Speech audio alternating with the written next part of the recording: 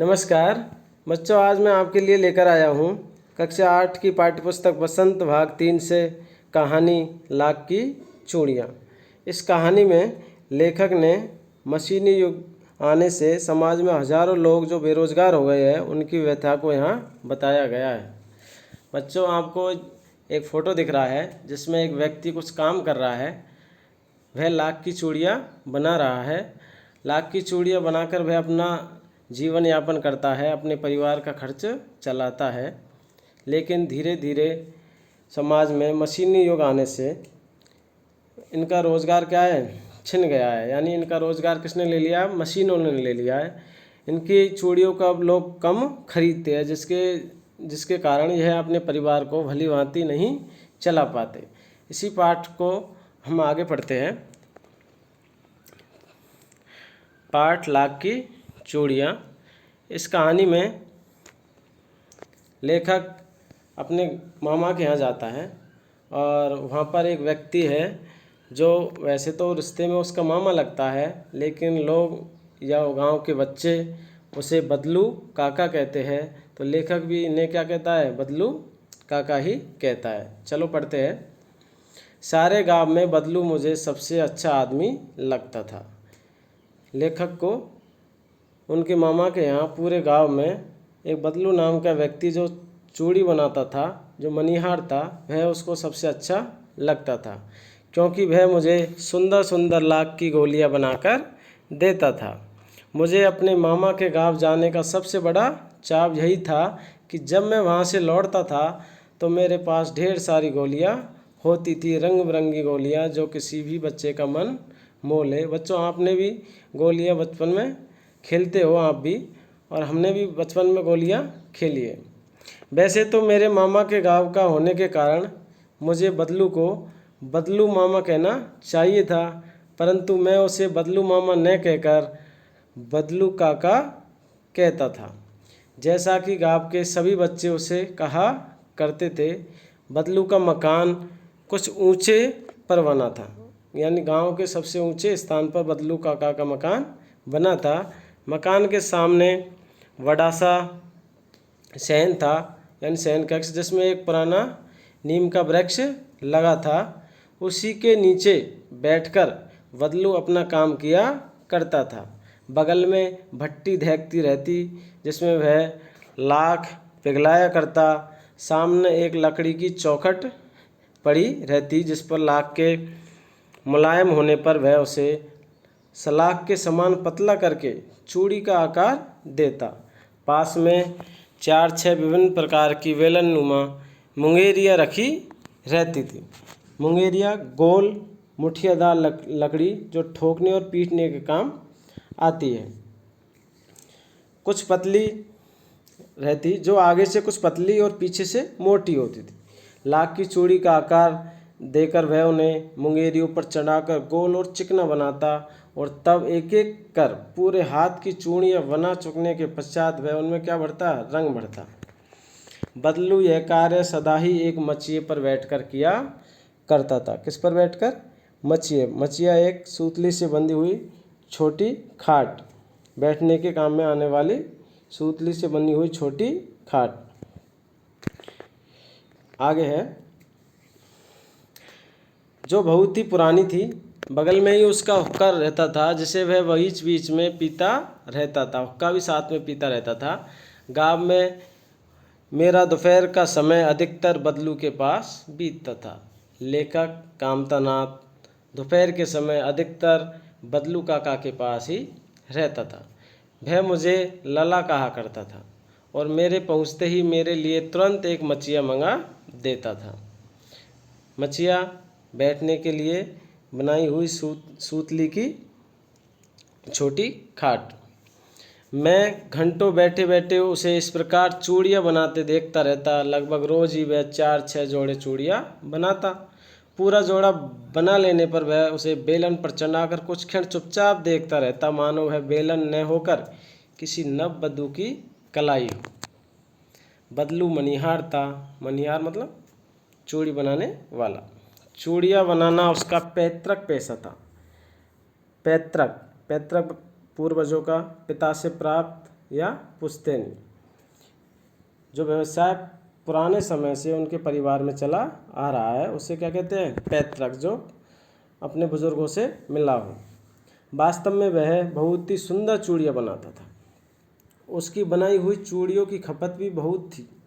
उस गांव में तो सभी स्त्रियां उसकी बनाई हुई चूड़ियाँ ही पहनती थी। आसपास के गांवों के लोग भी उससे चूड़ियाँ ले जाते थे, परंतु वह कभी भी चूड़ियों को पैसों से बेचता न था। उसका अभी तक वस्तु विनिमय का तरीका था, यानी विनिमय की गई वस्तु के बदले दूसरी वस्तु लेना, और लोग अनाज के बदले उससे चूड़ियाँ ले जाते थे। बदलू स्वभाव से बहुत सीधा था। मैंने कभी भी उसे किसी से झगड़ते नहीं देखा। हाँ, शादी विवाह के अवसरों पर वह अवश्य जिद पकड़ जाता था।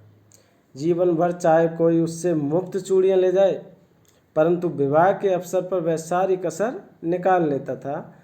आखिर सुहाग के जोड़े का महत्व भी और होता है। इस अवसर पर लोग मुँह मांगा पैसा भी दे जाते हैं। मुझे याद है, मेरे मामा के यहाँ किसी लड़की के विवाह पर जरा सी किसी बात पर बिगड़ गया था और फिर उसको मनाने में लोहे लग गए थे, यानी काफ़ी कठिनाई से उसे मनाया गया। विवाह में इसी जोड़े का मूल्य इतना बढ़ जाता था कि उसके लिए उसकी घरवाली को सारे वस्त्र मिलते, ढेरों अनाज मिलता, उसको अपने लिए पगड़ी मिलती और रुपए जो मिलते वो अलग। यदि संसार में बदलू को किसी बात से चिढ़ थी तो वह थी कांच की चूड़ियाँ। क्यों? क्योंकि वह तो लाख की चूड़ियाँ बनाता था, उन्हीं को बेचता था। तो वह कांच की चूड़ियों को देखकर क्या हो जाता था? गुस्सा हो जाता था। यदि किसी भी स्त्री के हाथों में उसे कांच की चूड़ियाँ दिख जाती तो वह अंदर ही अंदर कुढ़ उठता, अंदर ही अंदर गुस्सा होता, उसे बहुत दुख होता, और कभी कभी तो दो चार बातें भी चूड़ी पहनने वाले को सुना देता। मुझसे तो वह घंटों बातें किया करता। कभी मेरी पढ़ाई के बारे में पूछता, कभी मेरे घर के बारे में, और कभी यूँ ही शहर के जीवन के बारे में कि शहर का जीवन कैसा होता है। मैं उससे कहता कि शहर में सब कांच की चूड़ियाँ पहनते हैं, तो वह उत्तर देता, शहर की बात है और है लला, वहाँ तो सभी कुछ होता है। वहाँ तो औरतें अपने मर्द का हाथ पकड़कर सड़कों पर घूमती भी है, और फिर उनकी कलाइयाँ नाजुक होती है ना। लाख की चूड़ियाँ पहने तो मोच न आ जाए। क्या कहता है बदलू काका लेखक से कि यदि वो लाख की चूड़ियाँ पहनेगी तो उनके हाथ में मोच ना आ जाएगी। यानी लाख की चूड़ियाँ क्या होती है? भारी होती है। कांच की चूड़ियों से लाख की चूड़ियाँ क्या होती है? भारी होती है, यानी वजनदार। कभी कभी बदलू मेरी अच्छी खासी खातिर भी करता। जिन दिनों उसकी गाय के दूध होता वह सदा के लिए मलाई बचाकर रखता, और आम की फसल में तो मैं रोज़ ही उसके यहाँ से दो चार आम खा आता। परंतु इन सब बातों के अतिरिक्त जिस कारण वह मुझे बहुत अच्छा लगता वह यह था कि लगभग रोज़ ही वह मेरे लिए एक दो गोलियां बना देता। बचपन में लेखक को बदलू लाख की चूड़ियाँ बनाकर देता था, इसलिए वह उन्हें बहुत ज़्यादा पसंद करता था। मैं बहुधा यानी कभी कभी हर गर्मी की छुट्टी में हमेशा हर गर्मी की छुट्टी में अपने मामा के यहाँ चला जाता और एक आध महीने वहाँ रहकर स्कूल खुलने के समय तक वापस आ जाता। यानी लेखक गर्मी की छुट्टियों में हमेशा अपने मामा के यहाँ जाता था और वापस स्कूल खुलने पर घर आता था। परंतु दो तीन बार ही मैं अपने मामा के यहाँ गया होऊंगा, तभी मेरे पिता की एक दूसरे के शहर में बदली हो गई। यानी उनके पिताजी का वहाँ से ट्रांसफ़र हो गया, बदली हो गई, और एक लंबी अवधि तक मैं अपने मामा के गांव न जा सका। तब लगभग 8-10 वर्षों के बाद जब मैं वहाँ गया, यानी लेखक अपने मामा के यहाँ लगभग 8 से 10 वर्षों के बाद गया है, तो वहाँ तो इतना बड़ा हो चुका था कि लाख की गोलियों में मेरी रुचि नहीं रह गई थी। अब लेखक बड़ा हो गया, जिससे कि वह लाख की चूड़ियों में अब उसकी रुचि नहीं रही, क्योंकि अब दूसरे खेलों में उसकी रुचि बढ़ गई थी। बच्चों, आपका भी धीरे धीरे जैसे आप बड़े होंगे तो जो पुराने बचपन में जो खेल खेलते थे वो धीरे धीरे आपसे गायब होते जाते हैं और दूसरे खेलों की तरफ आप मुड़ते जाते हैं। वैसे ही यहाँ लेखक भी लाख के गोलियों से जब खेलता था, अब धीरे धीरे बड़ा हो गया 8-10 साल बाद, तो वह उस उन लाख की चूड़ियों को से आगे बढ़कर वह दूसरे खेलों की तरफ बढ़ गया। अतः गाँव होते हुए भी कई दिनों तक मुझे बदलू का ध्यान न आया। इस बीच मैंने देखा कि गाँव में लगभग सभी स्त्रियां कांच की चूड़ियां पहने हैं। बिरले ही हाथों में मैंने लाख चूड़ियां देखी। तब एक दिन सहसा मुझे बदलू का ध्यान हो आया। बात यह हुई कि बरसात में मेरे मामा की छोटी लड़की आंगन में फिसल कर गिर पड़ी और उसके हाथ की कांच की चूड़ी टूटकर उसकी कलाई में घुस गई और उससे खून बहने लगा। मेरे मामा उस समय घर पर न थे, मुझे ही उसकी मरहम पट्टी करनी पड़ी। मरहम पट्टी जानते हो बेटा?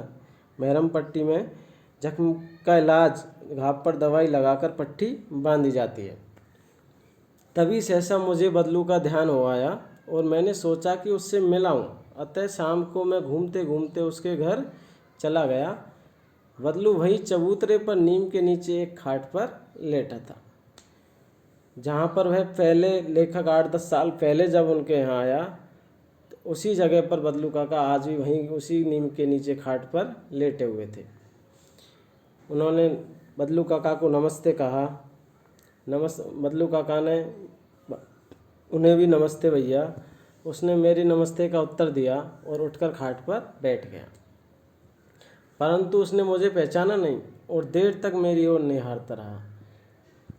लेखक कामतानाथ को 8-10 साल बाद बदलू काका ने नहीं पहचाना जब उनसे मिला और उन्हें एक नज़र से निहारता रहा।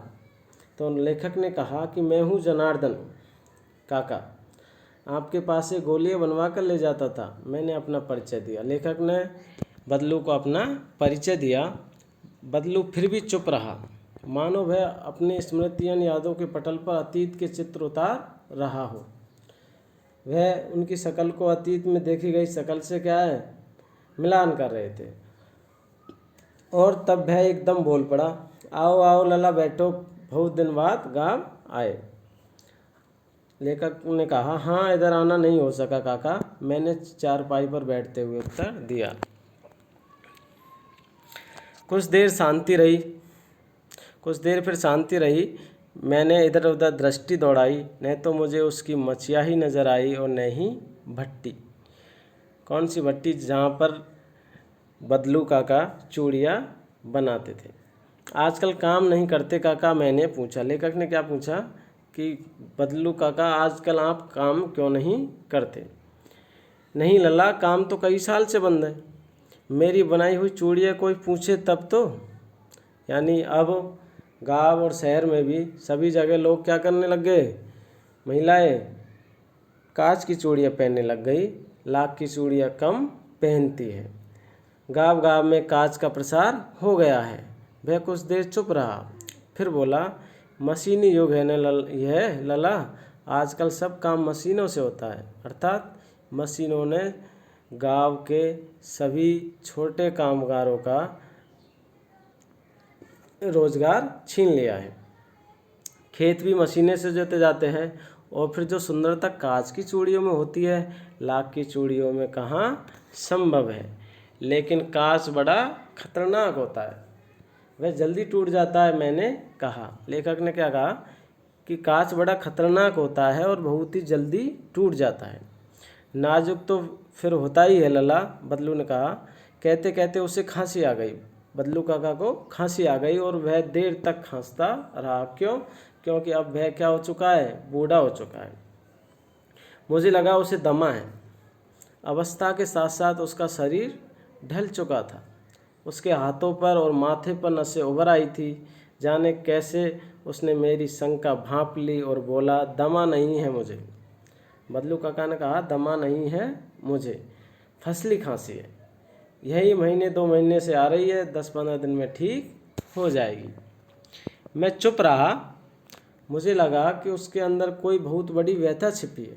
मैंने देर तक सोचता रहा कि इस मशीनी युग ने कितने हाथ काट दिए, अर्थात कितने लोगों का रोजगार छीन लिया है। कुछ देर फिर शांति रही जो मुझे अच्छी नहीं लगी। आम की फसल अब कैसी है काका, लेखक ने पूछा। कुछ देर पश्चात मैंने बात का विषय बदलते हुए पूछा, यानी लेखक ने कुछ देर बाद बात का विषय बदलते हुए पूछा कि अब आम की फसल कैसी है काका।